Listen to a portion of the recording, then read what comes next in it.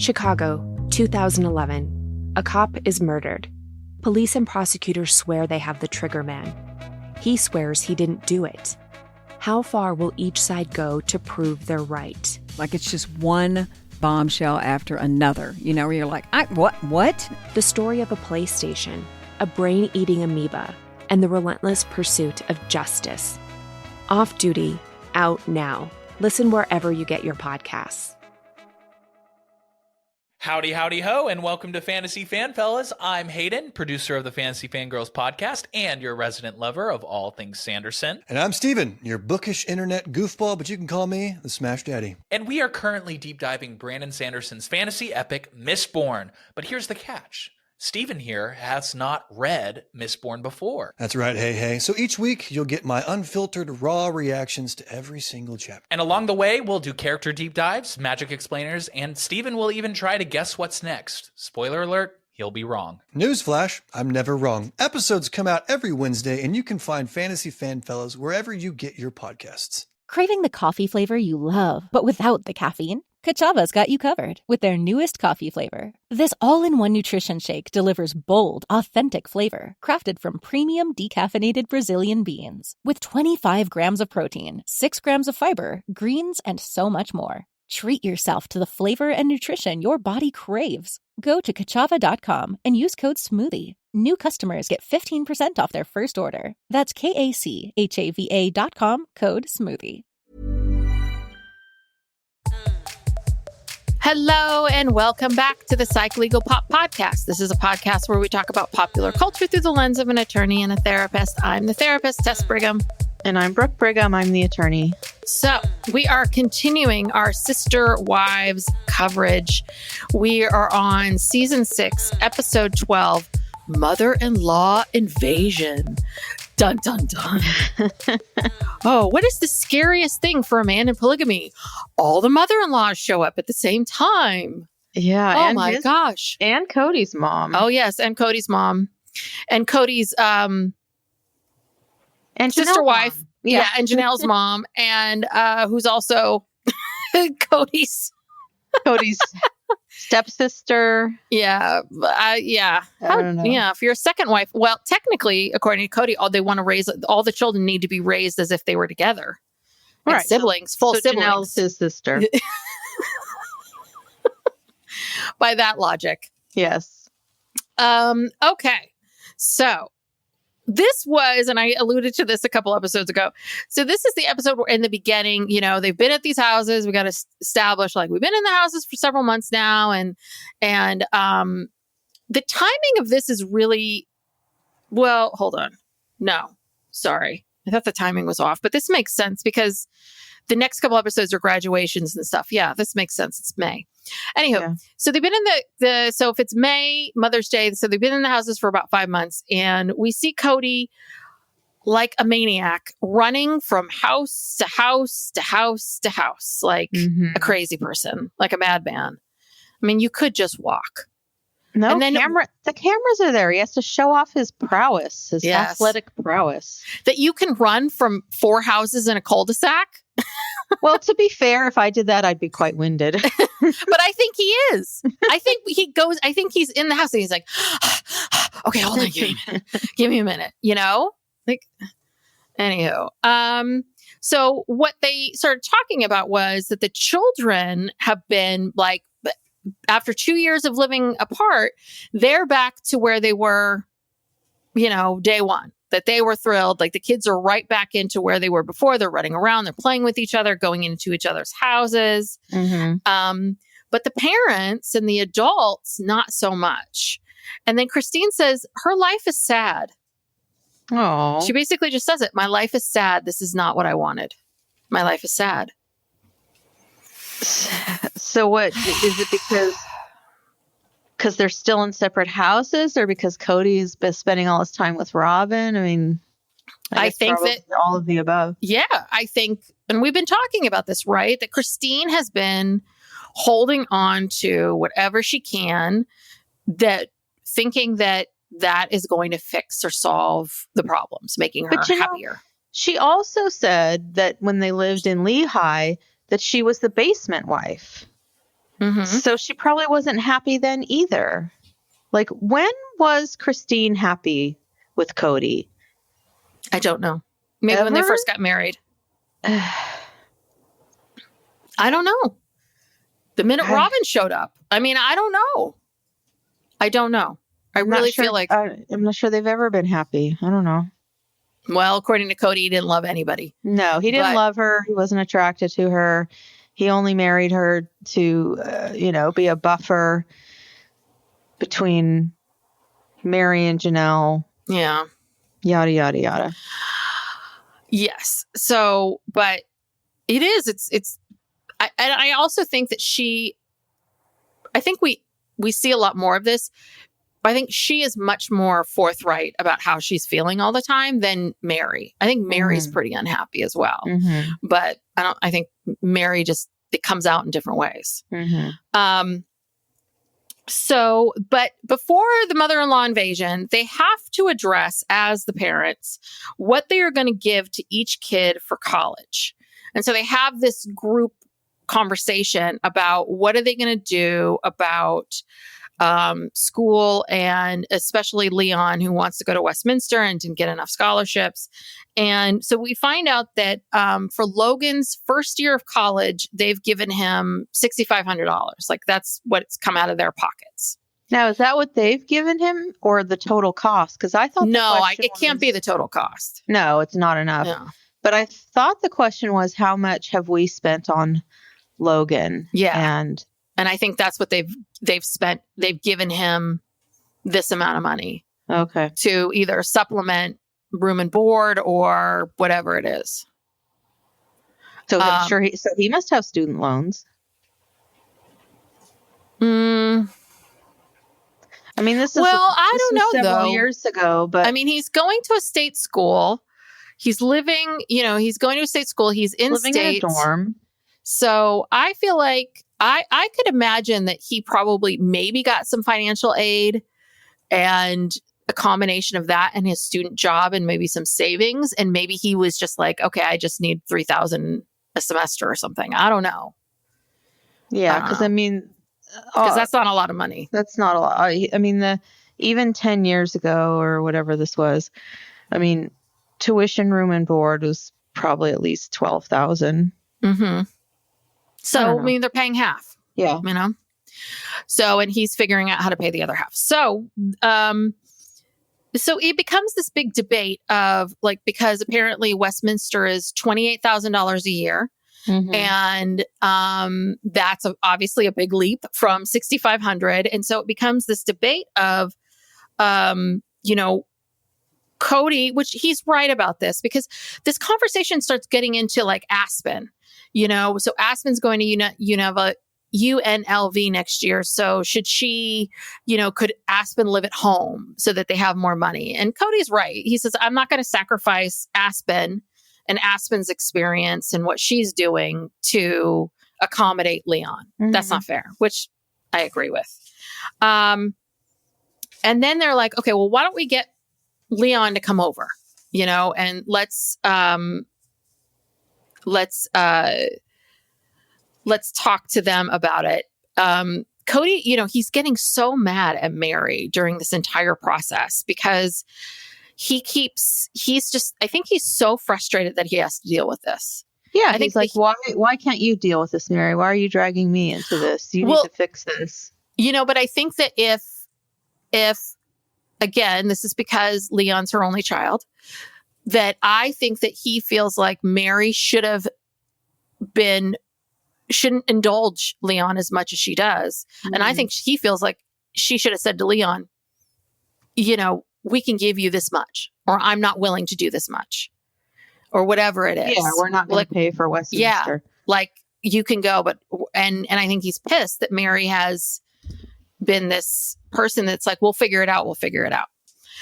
So Leon comes in and Leon says that they're not staying in Vegas. They do not want to stay there, wants to go to Utah for their church, wants to be in a place where they can practice polygamy, which I think are real flimsy reasons. I mean, I get that you want to be back where you know people and you have friends and okay, but it doesn't have to be this one college. Like, But that's a flimsy reason. Yeah. And is Westminster even close to where they used to live? I don't know. I don't know. And what does Westminster have to offer that's so amazing and wonderful that they couldn't get from another school in Utah? Like, if it's about Utah, then actually you'd be better off like Leon moving back there, establishing residency, Mm-hmm. and then going to a state school or something. If you wanted that so badly. I don't know. I don't know. I just think this is a school Leon wanted to go to. And yeah. A lot of kids get it stuck in their mind that they want to go to this particular school, Mhm. and there's no like talking them out of it. Yeah. And they've never really, that they have no idea if they would even like it or not or anything. They just get it stuck in their head. Yeah. So, and then again, Mary says, she's going to make this dream. This is Leon's dream, and she's going to make it come true. Mm-hmm. So, and so it becomes this whole thing of going in circles about, I think we talked a little bit about this the last time, which is about loans. Like, Kody doesn't want anyone to take out loans. He doesn't want anyone to be burdened by this. And he really doesn't like this idea, though Leon can take out loans once they hit 18 and whatever it is. So the mothers are coming. So it is all the mothers, Christine's, Kody's, Mary's, Robin's, Janelle's, all of the mothers are coming to visit everybody.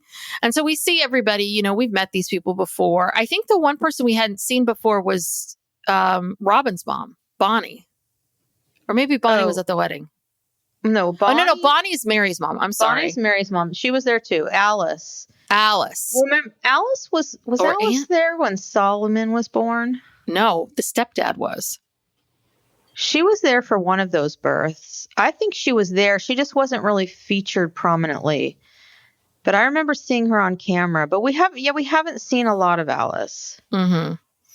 We have seen Bonnie. We've seen Grandma Janelle and Grandma Cheryl. And but that's it. And have we met Christine's mom prior to this? Annie? We did? Yeah. Annie? Okay. I think so. Okay. I can't remember if it was this one or not. All right. So anyway, they're all there. And so the first activity is Kody is going to go shopping with all the mothers and mothers-in-law at this store, which we've seen the Browns go to many times. Yeah, it's called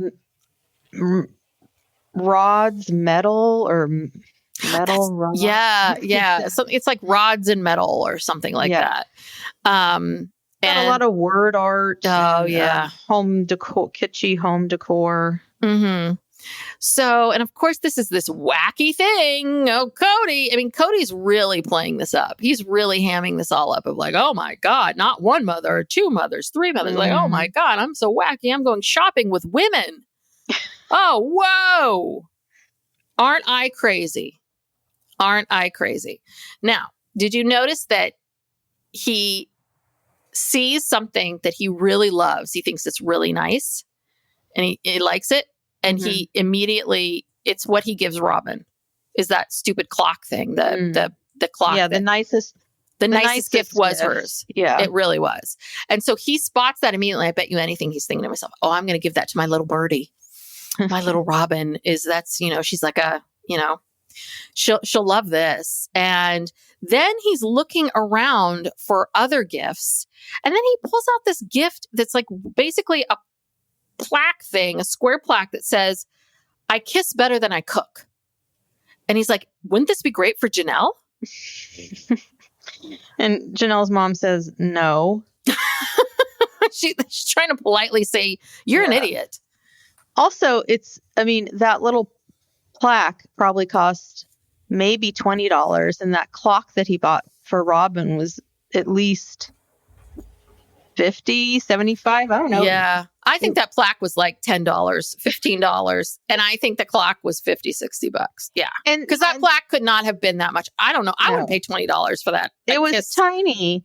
And he just thought it was so funny. And Cheryl was saying that it was insulting and he disagreed and he ended up buying it. Yes. I could not believe when she unwrapped it and she liked it. I don't know if she was just being nice, but it was the craziest. It was just so kooky. It was just like, kept trying to explain, like, see, it says that she's a better kisser than she is a cook. And It's a all that- compliment. I'm like, He's trying to say it's a compliment. yeah. So, we hear from Mother Bonnie, and she says, listen, I like Kody. I've known him a long time, but he really makes a lot of stupid mistakes. You gotta love Bonnie. I love her. She's really, the moms are so much better. Was that Bonnie or Annie? Bonnie. Said that? Bonnie. Okay. Bonnie did. Yeah. Janelle, his mother, she's like, oh, Kody was always a handful. He was always a lot. He was always doing, like, basically, right? He's always been a ham. He's always been a lot. He's always needed a lot of my love and attention. Yeah. And he has how many siblings with just that one mom? 10, I think 13? he has 10 with, I don't know if well, obviously not counting Cheryl, not counting Janelle, but, with Janelle and, we've never, I think there's a third wife. Yes. We've never seen her. She's never in seen between the two. Yeah. She's in between We don't know and Cheryl. We don't know how many kids she has. We don't know what Kody's, when he says he has 10 or 9, I think he's whatever. We don't know. But not counting his sister, Janelle. Not who he's counting married Janelle. to. No. But you could tell that Grandma Janelle is like, this fucking kid. He is exhausting. He takes up a lot of my time. So then he buys all the stuff. And I wish they showed us how much these things cost, because there was a discrepancy. What did he end up getting? I feel like he got another piece of word art. Yes, for Mary. Well, I remember for Christine, I might have written it down, but for Christine, he got her these pictures with family, or that was Mary. It was word art with pictures going down. It was like a long, tall thing. It was much bigger than Janelle's thing, but it was also word art. And then, you know what? And Christine got a bowl that was really nice. I have to say, it was, listen, of anything that he gave out, that's the one thing I think I would want, because I don't want any of this word art or this tacky clock thing. So the bowl was the most subtle thing. Okay. And she was happy with it. So then they head over to lunch at Market Grill. One of the Browns' favorite restaurants, to attend. So, of course, they're at lunch, and guess what they have to talk about now? The mission statement. Is anyone still working on that? Yeah, I mean, we're still on this. I mean, they've got a series of words now: Right. family, forgiveness, faith, God. Faith, So they've got words. And they've got that picture that Christine took. Yeah. I don't know if they've gotten much farther than that. And so at this lunch, Kody is lamenting about how, he really wants his sister wives to be closer. And again, if I was dead, they wouldn't stay together. He's obsessed with that thought. I know. If I was dead, my whole family would peter out. And really what it is if I was dead, you all would stop thinking about me. If I was dead, you would all stop, honoring me. Well, I thought it was more like if he was dead, nobody would have any reason to stay together because they don't really have a connection. Yeah, it's that, and it's his ego, right? And what does that mean? Everyone's just going to forget me, go their separate ways. Yeah, and it's no longer the Brown family. Yeah, right. The big picture that he has. Picture. So Bonnie, who again, very wise woman. She says, Kody, and this is advice I give this is very, very good marriage advice, I will say, which is instead of always looking forward, look back and see what you have and focus on that. And so what she's really saying is this, and this, if you are struggling in your marriage or your relationship with your kid or your job or anything, there are certain things in life where you cannot, you might be in a situation where you're not happy with it, or it's not working right, or you have a job that you have to stay at, but you don't love. And this is the thing. You then especially with partners, you have a choice. You can focus on all the things that your partner does well, the way in which they help you with things, the way in which they show up, they make you laugh, they do this, they do that. Or you can focus on everything that you don't have, everything that they're not doing. And that when you focus on what people are bringing to the table, what is working, what is good, it's pretty magical because it's gratitude. And gratitude's a magical thing. It really forces you to think about, you know what, like, I got to stop trying to fix all of these things about this person I don't like. All you need to focus on yourself, work on you and how you're responding to things. And also, if you focus on the parts about this person that you really love, they feel more warm feelings and they're willing to change some of these things and they feel more warm feelings towards you. Yeah. And focusing on the future is really anxiety provoking. You know, it's, thinking about what you don't have yet or what's going to happen when you die. Or what Christine's doing, which is if we move into these new houses, I'll be happy. If I lose 20 pounds, I'll be happy. If I got a different job, if I found a boyfriend or a girlfriend or whatever it is, I'll be happy. Or my life will be better. All these other things will fall away. And I understand Kody's thing, which is Kody wants more. He wants more and more and more and more and more. And it's almost like, I want to have all these kinds of relationships and you all need to be friends. It's just enough. He wants everything. He wants it all without really having to do any work towards it. Or even appreciate what he does have. Yeah, appreciate what these women have done. Look, despite the fact that they don't really get along and they didn't really choose this, like he chose, he's always made the choices, like, of who's going to come into the family. And they had a choice too, but they kind of didn't know what they were getting into, maybe some of them. So, yeah, it's all about him. It's like no one else has anything to do with this. He doesn't appreciate all the stuff that they've all put up with and everything else. And the fact that they haven't left, yet. Well, and that goes back to what the therapist Nancy was saying to him, which is have a little bit of empathy. Like stop thinking about how you want these people to be or what you think they should be feeling or not feeling, and focus on how do you, empathize with them and try to understand where they're coming from and go from there. And it's just, the mothers can see it very clearly. All the moms are just like, oh, Jesus, this guy. But, so now so this is Kody's day with the moms. And then next it's Sunday morning, and Kody, he's so magnanimous about this too. Sunday morning, all the moms and all the wives, you can all sleep in. I'm going to cook breakfast with my oldest daughters.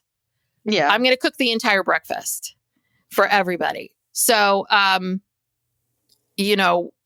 of course, that means that Aspen's doing everything. Right. But I love how he's just like, this is what I'm doing. I wonder if he even talked to the Aspen about how she felt about it, or any of the kids, how they felt about it. Well, he didn't give any of them credit. He said, I'm cooking breakfast. Not we're cooking breakfast, or the kids and I are cooking breakfast. I'm cooking breakfast for everyone. Yes, exactly. Psych Legal Pop will be back after these messages. Are you feeling lost or uncertain about your future? It's time to discover the true you.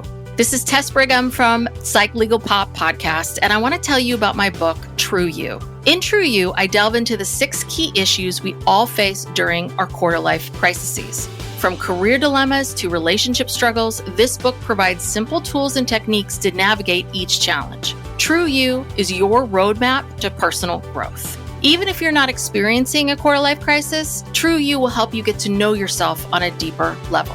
If you're ready to unlock your true potential and create a life you love, pick up your copy of True You today. You can find more information on my website, www.tessbrigham.com, or it's available to purchase at Amazon. Chicago, 2011. A cop is murdered. Police and prosecutors swear they have the trigger man. He swears he didn't do it. How far will each side go to prove they're right? Like it's just one bombshell after another, you know, where you're like, what? The story of a PlayStation, a brain-eating amoeba, and the relentless pursuit of justice. Off Duty, out now. Listen wherever you get your podcasts.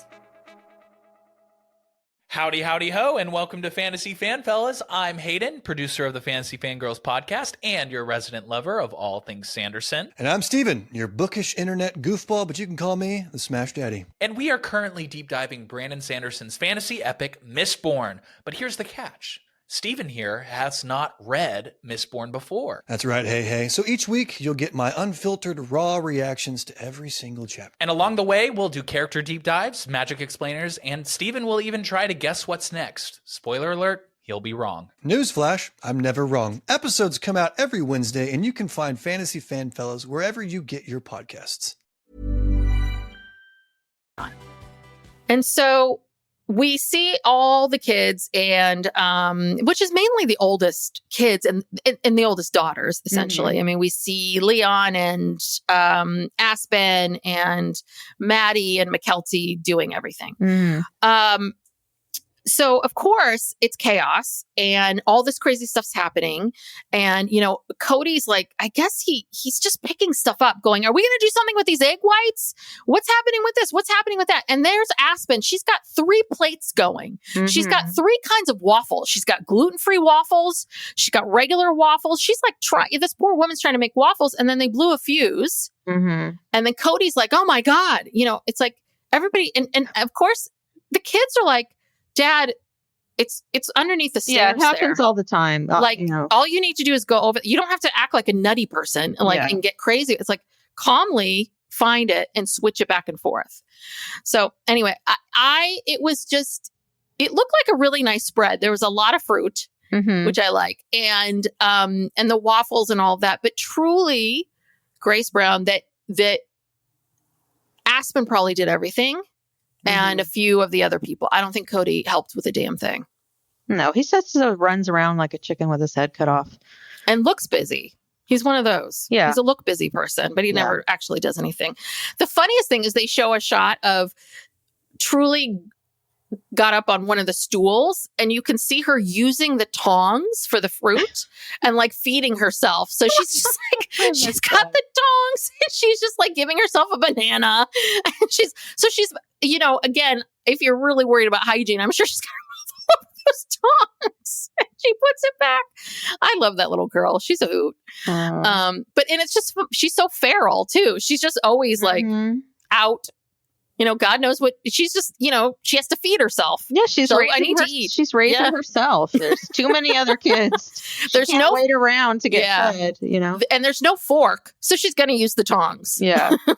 Any way she can. Whatever works. Yes, exactly.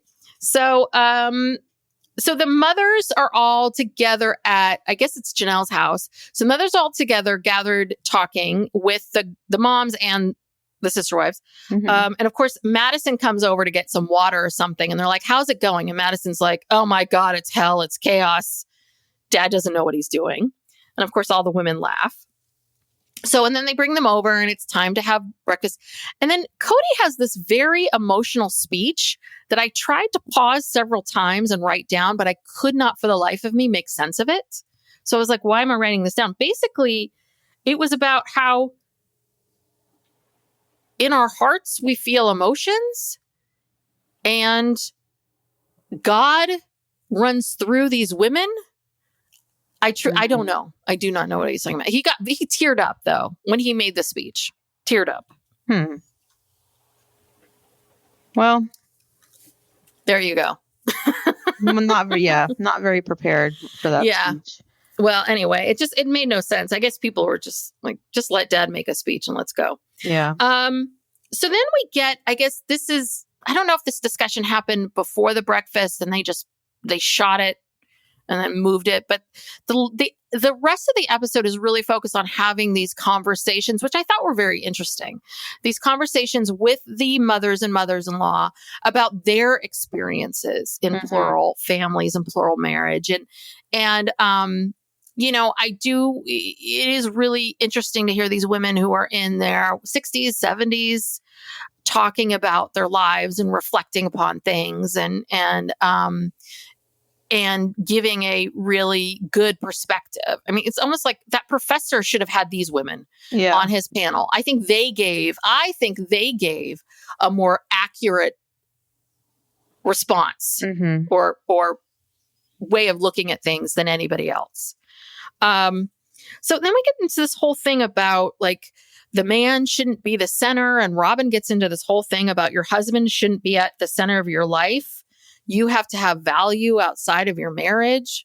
I'm like, huh? You didn't subscribe to any of this.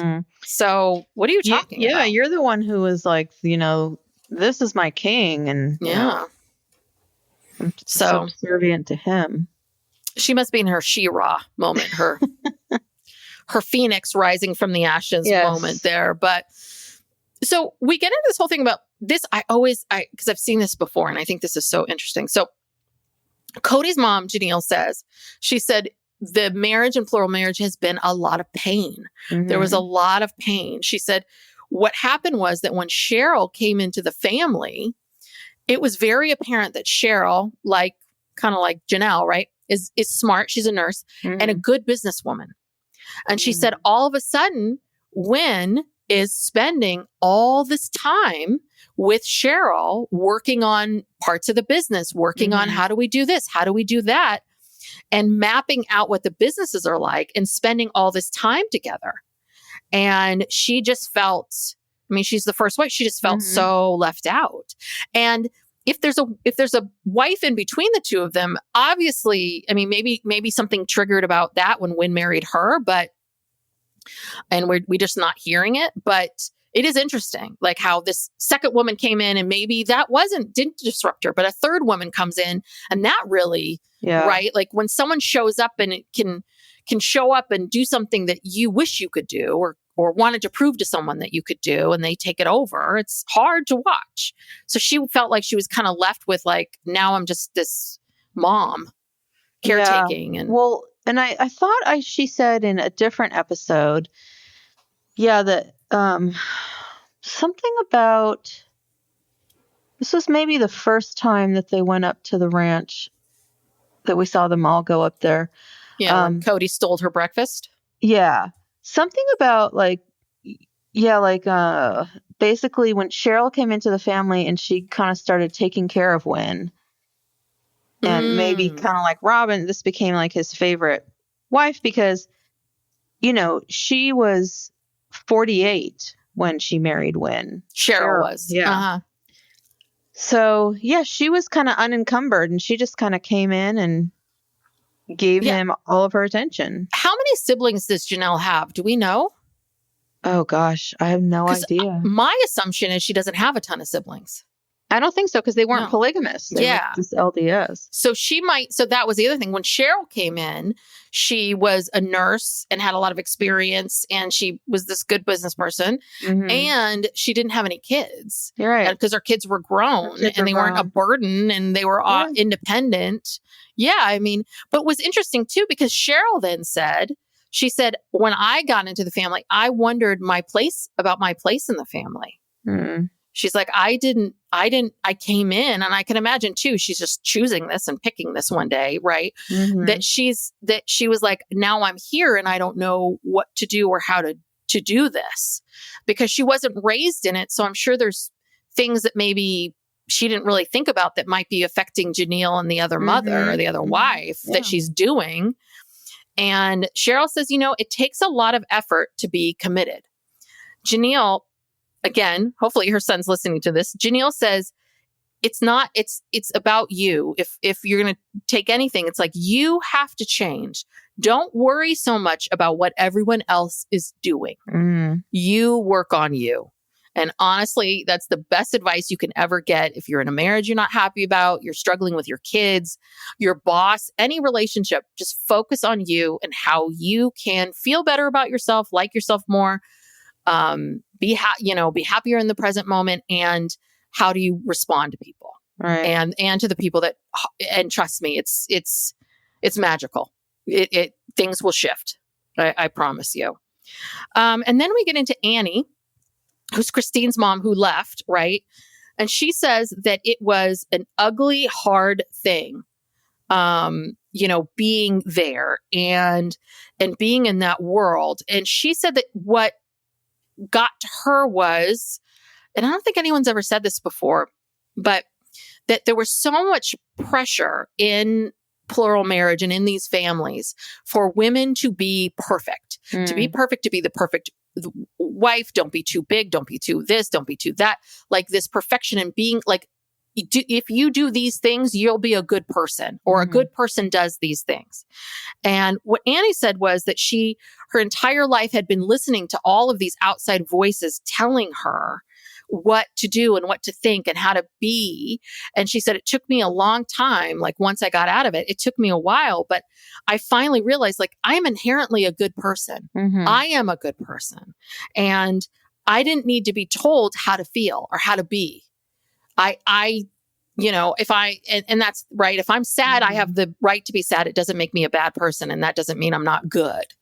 Or if I'm jealous, or if I'm whatever emotion or frustrated, angry. But I thought that was really fascinating. The way she said it was that she inherently, it made her feel like she wasn't good. And that it took her a long time to realize like, there's nothing wrong with me. I'm not broken. I'm not something that needs to be fixed. Because that's a lot of, right, at the core, when I work with clients, at the core, everybody's always struggling with, right?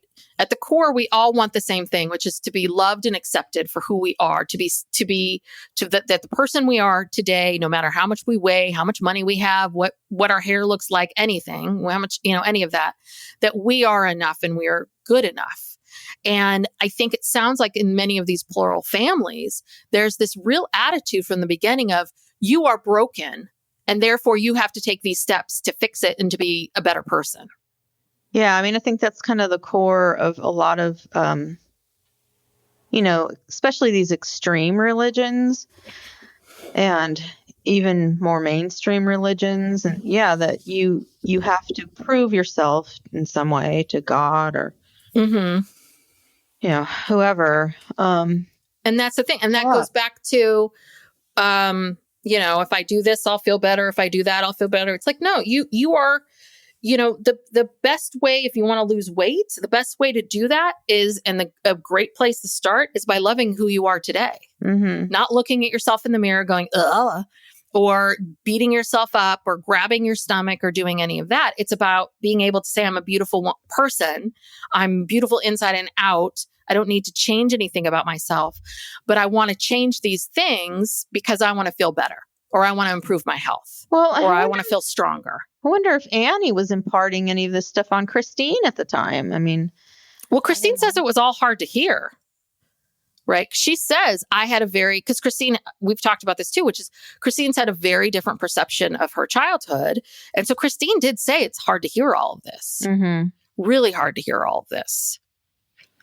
And then this is where they get into how in the beginning, I guess they almost didn't invite Annie to their wedding because because Annie had already left and they were and I think it was early on leaving, like she had been gone maybe a year or two, because Christine was how old when she married Kody? I thought she was like a senior. And when her mom left, I think she was like a senior. She was 19.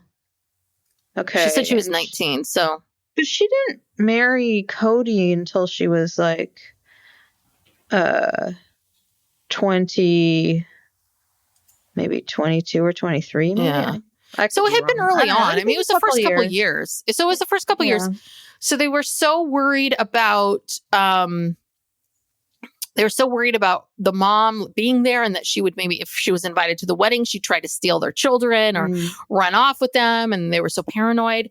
And then who was it that told them, like, don't do that? Well, she couldn't come to the wedding because she was no longer in that church. They didn't have any kids yet, but they did say that later on they did not have contact with Annie because they thought if they got together, if she met she'd try to steal their children, whatever. Yeah, but did she go to so I got the sense that they were going to have this wedding ceremony and then they weren't going to invite her. And then that they decided that someone convinced them and said, hold on a second, invite her. You're going to be upset if you don't. There. Oh, okay. She wasn't there, Huh, but the all right. main Misunderstood reason that. was because she left the church. Like only church members could come to the wedding.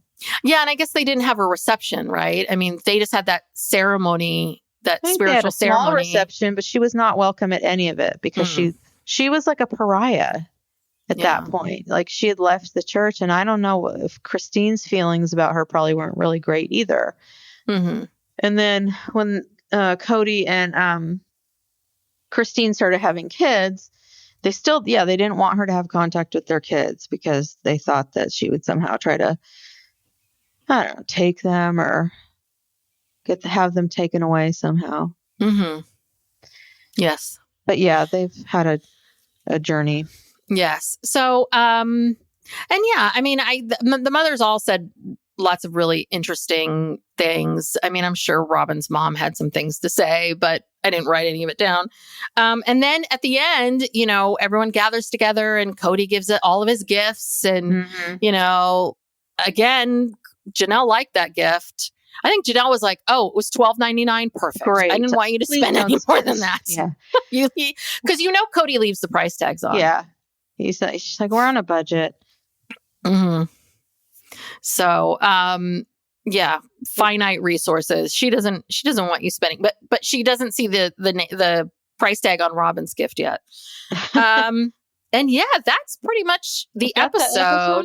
Yeah, it seems kind of like it's funny. In theory, this episode seems a little like, oh, who cares? It's the mothers. But I like them all. I like their energy. I think they all had something very interesting to say. I think they're all really interesting women.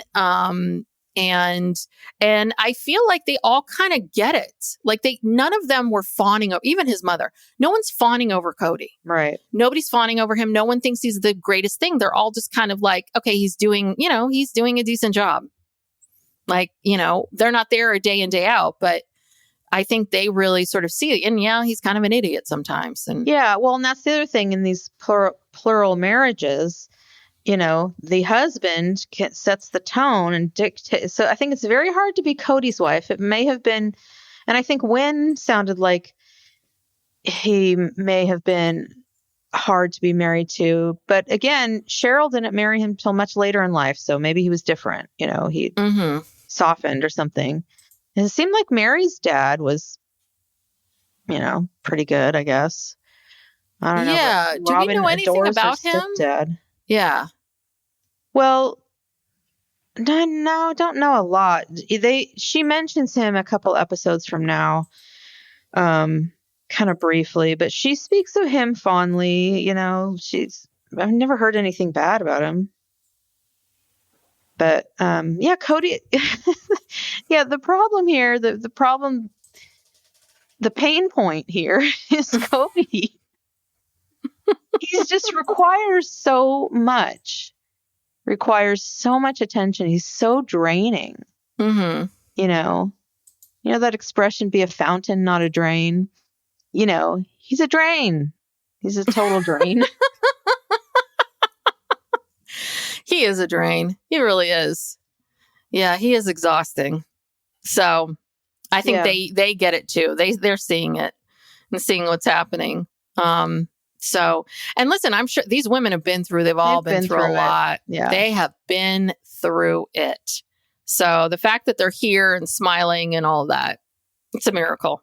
Yeah. I mean, yeah, the fact that, look, they can all get together and be together and, you know, Janelle and Cheryl, you know, despite whatever they've been through, it seems like they've, you know, they have a nice relationship now. They seem to like each other. Yeah, exactly.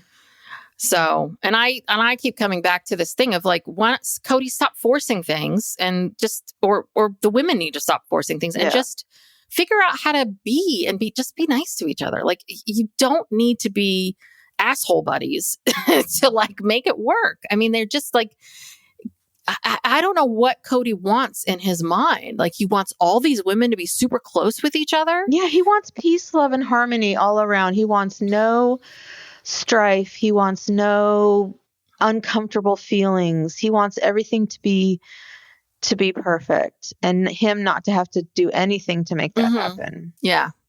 Yeah. and yeah, it's been that way since day one. This fantasy that he was sold as a very young man, and just, well, we're witnessing the train wreck that Yes. that it is. Cody's crisis, his midlife. Though, isn't he 50 or something? Is he older than He's me? he's like, I think, around 55. Okay, so he's older than us. Yeah. Yeah. His post midlife crisis that he's having right now. So, anywho, Right, well, that was interesting. Yeah, I thought it was an interesting episode. Yeah. So thank you so much for tuning in. We are continuing our Sister Wives Rewind on Tuesdays, and then on Thursdays we are doing lots of different documentaries and different things. So stay tuned. And if you like this podcast, please give us a 5-star rating and review. It does really help us and help spread the word of the podcast. And subscribe. Follow us on social media at PsychLegalPop on TikTok and Instagram. And yeah, spread the word. Spread the word of PsychLegalPop all through the lands. Yeah, so we can reach more people. All right. TTYL, I guess. Bye. Bye. This message comes from Jackson. Taxes aren't something you can only think about once a year. With investments, planning for tax day is year-round. Fortunately, Jackson offers tax-efficient products. Visit jackson.com for more information on how our products can make your tax bill a little bit less painful. Jackson is short for Jackson Financial Incorporated, Jackson National Life Insurance Company, Lansing, Michigan, and Jackson National Life Insurance Company of New York, Purchase, New York. Howdy, howdy, ho, and welcome to Fantasy Fan Fellas. I'm Hayden, producer of the Fantasy Fangirls podcast and your resident lover of all things Sanderson. And I'm Steven, your bookish internet goofball, but you can call me the Smash Daddy. And we are currently deep diving Brandon Sanderson's fantasy epic, Mistborn. But here's the catch. Steven here has not read Mistborn before. That's right, hey. So each week, you'll get my unfiltered, raw reactions to every single chapter. And along the way, we'll do character deep dives, magic explainers, and Steven will even try to guess what's next. Spoiler alert, he'll be wrong. Newsflash, I'm never wrong. Episodes come out every Wednesday, and you can find Fantasy Fan Fellas wherever you get your podcasts.